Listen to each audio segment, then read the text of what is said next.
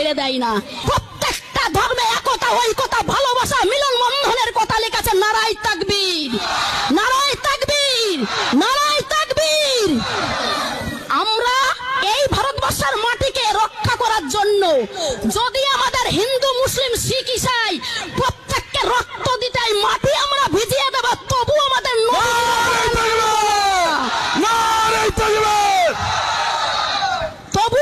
নবীজির অপমান মানব না। কারণ আমাদের বিশ্ব নবী হযরত মুহাম্মদ জি হচ্ছেন একজন শান্তির দূত, যিনি বলেছেন তোমার বাড়ির পাশে যদি কেউ যদি অনাহারে দিন কাটে, যদি তারা দুঃখে দারিদ্রতে থাকে, যদি তারা কষ্টে থাকে, তাদেরকে তোমার থেকে একটু খাবার তাদেরকে দাও।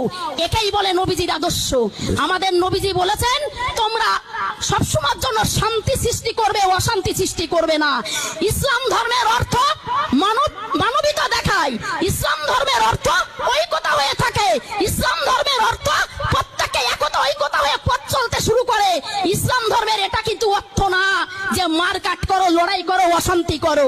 আরে রাম ভক্ত হনুমানরা, তোমাদের জোর আর বেশি দিন নেই।